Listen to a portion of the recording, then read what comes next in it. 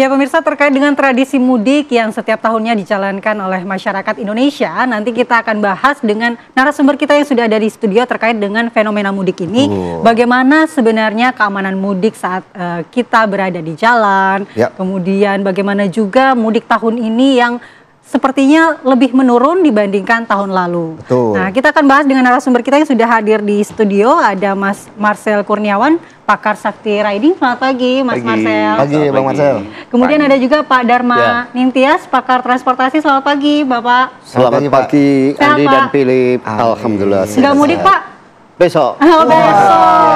H-1 ya, Pak. Ya. Tapi kalau besok Lebaran gimana?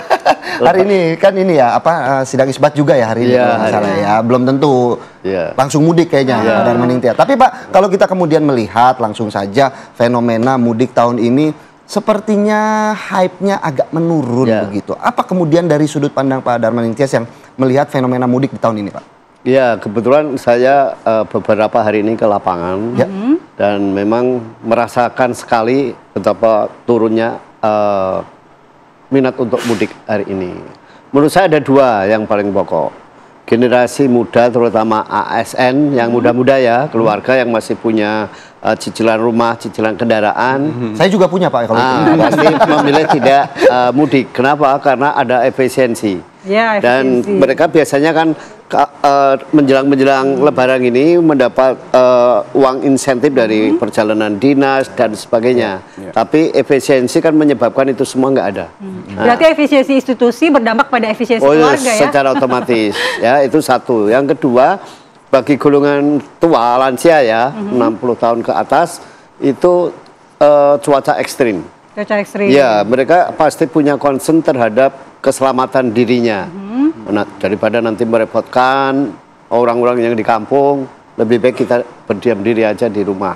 Gitu. Jadi ada dua faktor itu yang menurut saya signifikan. Tetapi yang sebetulnya faktor paling signifikan adalah efisiensi itu. Karena impact dari efisiensi itu kan bukan hanya pada ASN, tapi pegawai-pegawai hotel sepi, pemasok-pemasok makanan, buah-buahan, sayuran di hotel sepi, efeknya kan luas sekali.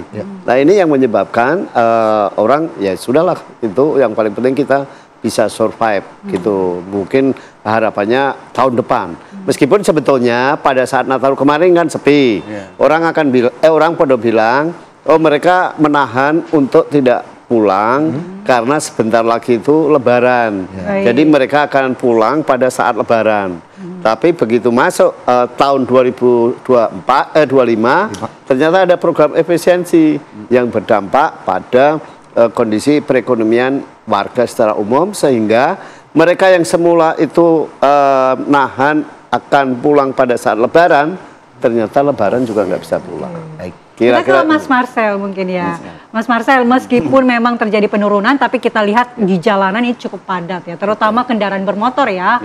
Ini pemudik motor di Indonesia memang masih mendominasi. Bagaimana sih Anda melihat fenomena mudik menggunakan motor ini, Mas Marcel? Ya, jadi memang motor itu adalah salah satu moda transportasi yang memang pertama murah, cepat, dan memang dimiliki oleh banyak kalangan di Indonesia. Dan kalau kita lihat ya, dengan kondisi yang seperti Ki Dharma sampaikan tadi, bisa jadi itu salah satu upaya efisiensi. Ya? Betul, ada satu upaya efisiensi yang mereka lakukan dengan, ya mungkin mereka di rumah ada mobil, tapi biar lebih murah nih, mereka naik motor. Namun memang kalau kita lihat kan ya, sekitar kalau nggak salah datanya 66,7% kecelakaan lalu lintas di Indonesia itu gara-gara roda dua ya, ya kan, kecelakaan yang melibatkan roda dua.